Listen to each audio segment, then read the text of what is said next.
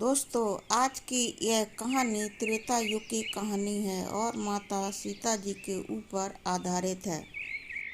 दोस्तों, हमारे देश की प्रथा के अनुसार, जैसा कि आपको मालूम ही होगा कि अपने परिवार के मृत परिजन के लिए, उनकी आत्मा की शांति के लिए बहुत सारे लोग गया जी में जाकर पिंडदान करते हैं और देश की दूसरी जगहों पर भी पिंडदान किया करते हैं।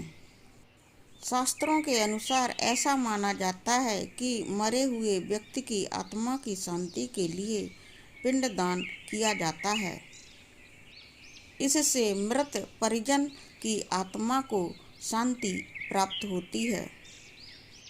तो दोस्तों, हमें भी अपने मृत प्रियजन की आत्मा की शांति के लिए पिंडदान अवश्य ही करना चाहिए।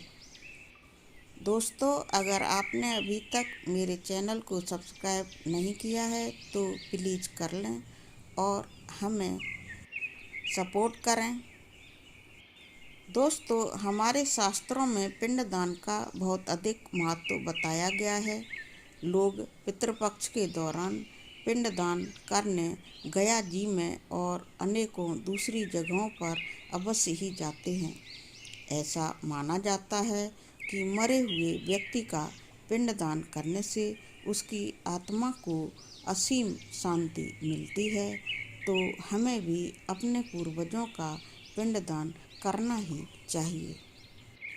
दोस्तों, इस वीडियो में हम बात कर रहे हैं कि सीता जी ने अपने ससुर राजा दशरथ की आत्मा की शांति के लिए पिंडदान क्यों किया था, जबकि हमारे भारतीय समाज में औरतें पिंडदान नहीं किया करती हैं। तो आइए जानते हैं कि माता सीता जी ने ऐसा क्यों किया था। दोस्तों, वाल्मीकि रामायण के अनुसार सीता माता द्वारा पिंडदान देकर राजा दशरथ की आत्मा को मोक्ष मिलने का प्रसंग आता है। वनवास के दौरान भगवान राम, लक्ष्मण और माता सीता पितृपक्ष के वक्त श्राद्ध करने के लिए गया धाम पहुँचे। वहाँ ब्राह्मण द्वारा बताए श्राद्ध कर्म के लिए आवश्यक सामग्री जुटाने हेतु श्री राम और लक्ष्मण नगर की ओर चल दिए थे। दोस्तों, राम और लक्ष्मण जी के चले जाने के बाद ब्राह्मण देव ने यानी कि पंडित जी ने माता सीता से आग्रह किया कि पिंडदान का समय निकलता जा रहा है, यानी कि पिंडदान का मुहूर्त निकला जा रहा था। पंडित जी की बात सुनकर सीता जी बहुत ज़्यादा व्याकुल हो गई थीं, क्योंकि अभी तक रामचंद्र जी और लक्ष्मण जी नगर से सामान लेकर लौटे ही नहीं थे। दोस्तों, दशरथ जी के लिए पिंडदान का समय निकलने ही वाला था।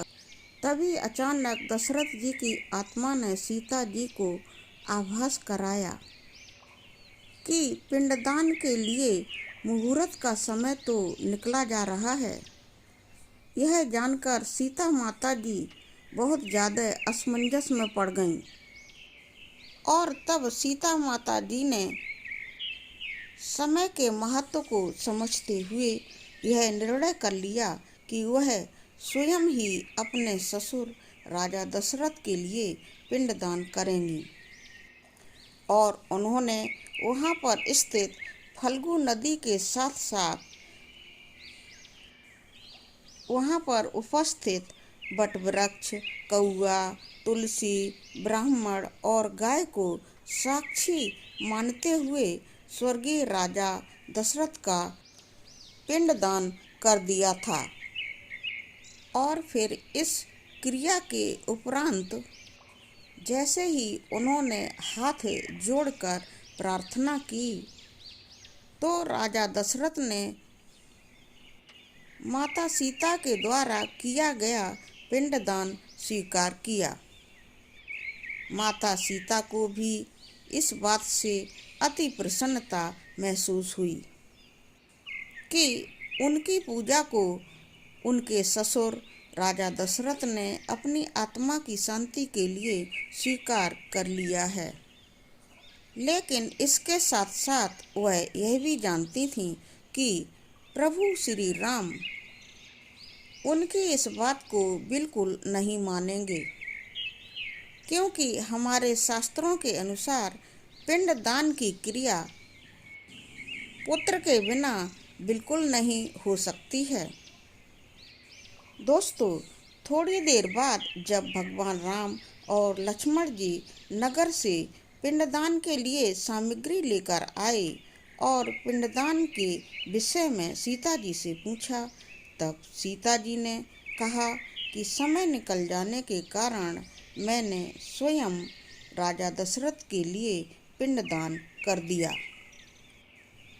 ऐसी बात सुनकर प्रभु राम को इस बात पर बिल्कुल भी विश्वास नहीं हो रहा था कि बिना पुत्र और बिना सामग्री के पिंडदान कैसे संपन्न हो सकता है और राजा दशरथ के द्वारा स्वीकार भी हो सकता है।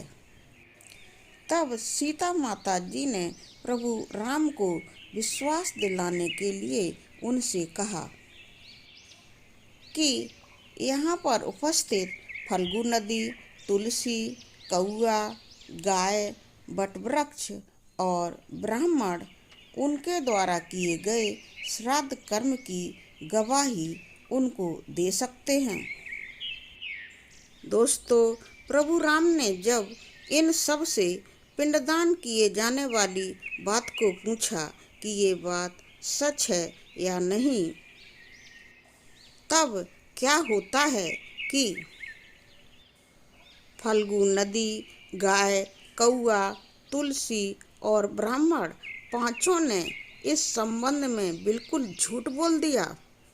इन लोगों ने ऐसा भगवान राम के क्रोध को देखते हुए किया था और इन लोगों ने साफ साफ कह दिया कि माता सीता ने राजा दशरथ की आत्मा की शांति के लिए यहाँ पर पिंडदान नहीं किया है। तब माता सीता बहुत ज़्यादा उदास हो गईं। उनकी उदासी को वट वृक्ष से देखा ना गया। तब बहुत हिम्मत करके वट वृक्ष ने ही बिल्कुल सत्य कहा, हे प्रभु, माता सीता ने यहाँ फल्गु नदी के किनारे हम सबको साक्षी रखते हुए विधि पूर्वक राजा दशरथ की आत्मा की शांति के लिए पिंडदान किया है। और फिर हुआ क्या दोस्तों कि माता सीता ने बाकी के पांचों साक्षियों के द्वारा झूठ बोले जाने पर उनसे अत्यंत क्रोधित होकर उन्हें आजीवन का श्राप दे दिया।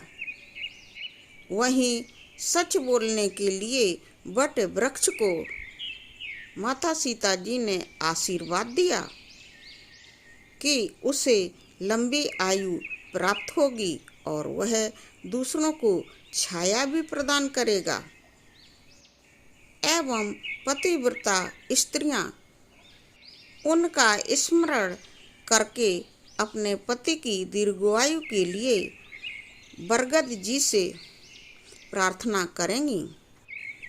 दोस्तों, कहानी में बताई हुई वजह के कारण सीता जी ने अपने ससुर राजा दशरथ के लिए स्त्री होने के बावजूद पिंडदान किया था। उन्होंने ऐसा राजा दशरथ की आत्मा को शांति मिले, उन्हें मोक्ष प्राप्त हो, इसलिए भी ऐसा किया था। तो दोस्तों, यह कहानी आपको कैसी लगी? इस वीडियो के कमेंट सेक्शन में अवश्य लिखें। वीडियो को लाइक करें और शेयर करें। इस चैनल को सब्सक्राइब करके सपोर्ट करें। पूरा वीडियो देखने के लिए आपको बहुत बहुत धन्यवाद।